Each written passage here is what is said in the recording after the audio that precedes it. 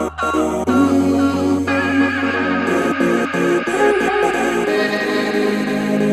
everyone, Kevin P. McAuliffe here for Lowepost.com, and I'm back again with the next lesson in our Conform series. And today we're talking about taking our Resolve timeline and sending it back to Premiere. Now, if you've taken a look at any of the videos out there on YouTube, you've probably noticed one common thing between all of them, and that is the fact that they never show you how to send back a multi-layered timeline that has effects on it from Resolve back to your nonlinear editing application. They only ever show sending back a single track with no effects on it. Well, in this lesson, I'm going to show you how you can take your Resolve timeline, send it back to Premiere, and still have some picture-in-picture effects on it.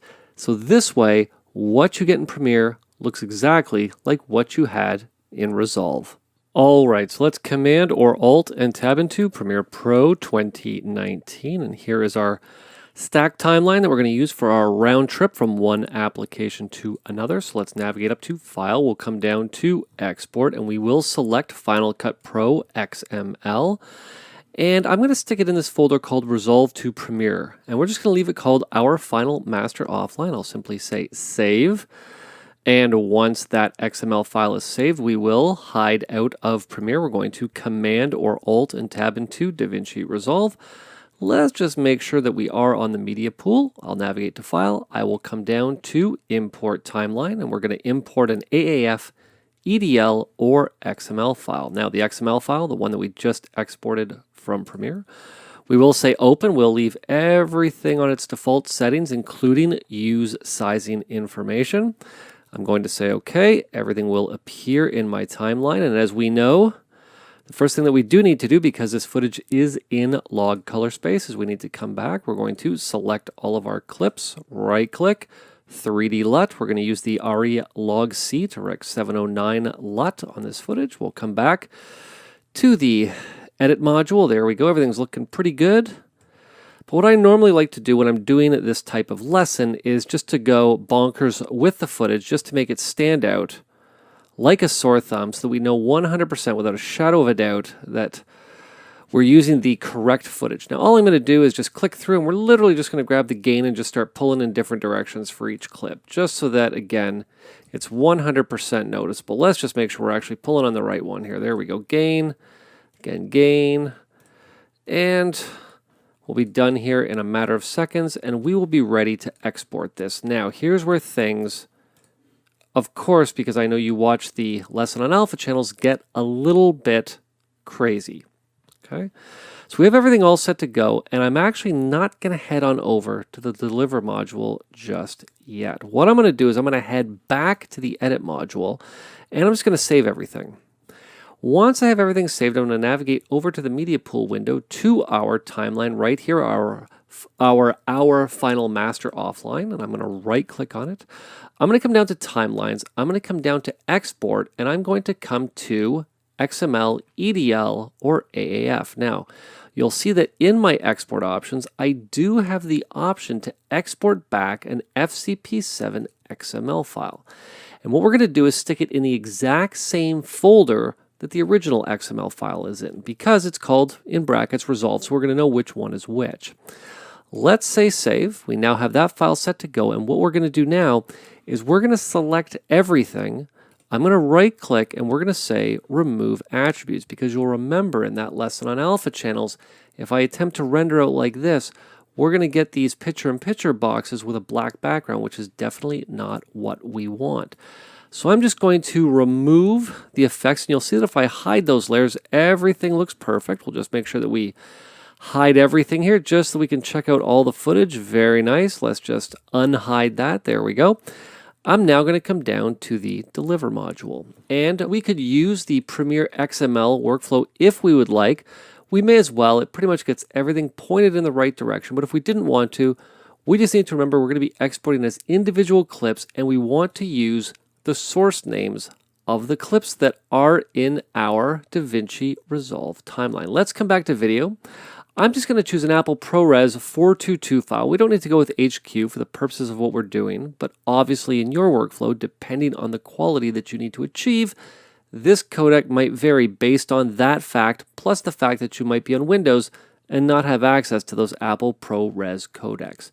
We're going to make sure that we're rendering at the current resolution, which is our UHD 3840 by 2160. We'll include audio, even though our clips don't have any audio. And in the file option, I deselected to use unique file names. I want to make sure we are going to the right folder, which is Resolve to Premiere. And one more thing that you might want to do.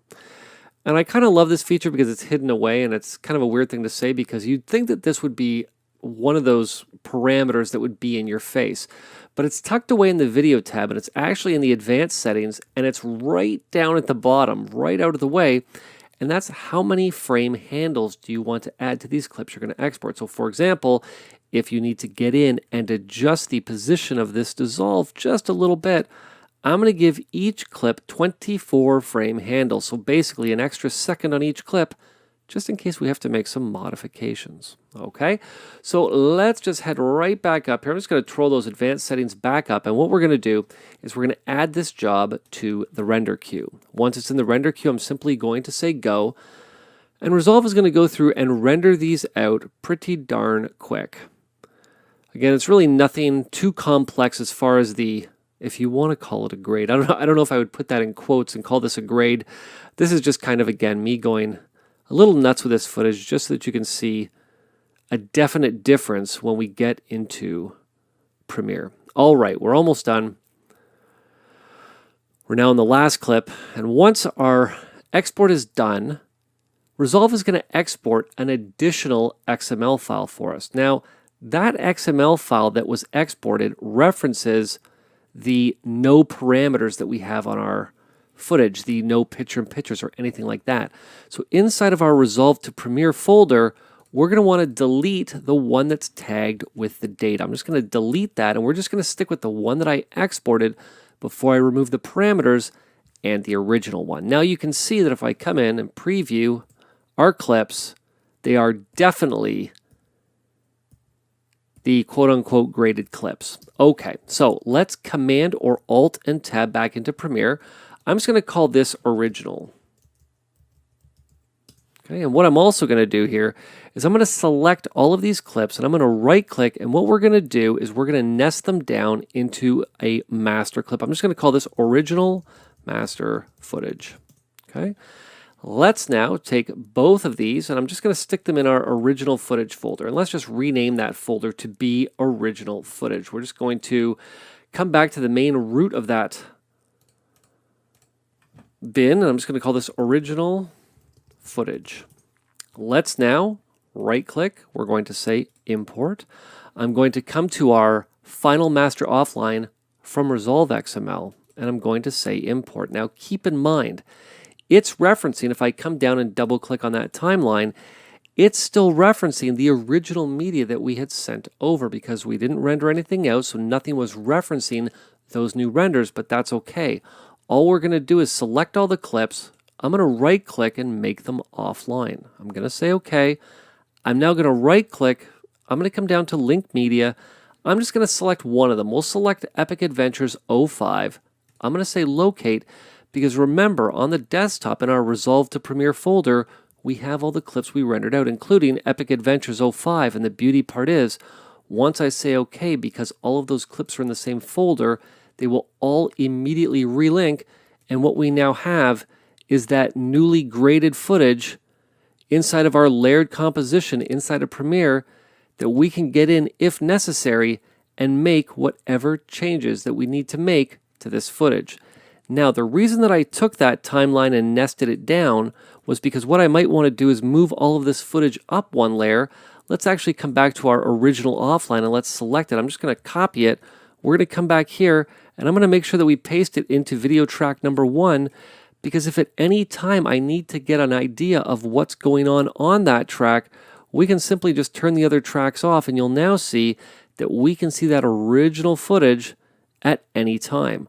What we also have the ability to do is to simply come in and right-click on it and disable it if we don't ever want to be confused by what's going on with the footage in our timeline. All right, now as always, if you have any questions, you have any comments or ideas for upcoming lessons or courses, I want you to head on over and post them in our forums at lowepost.com/forums. And if you have any questions for me,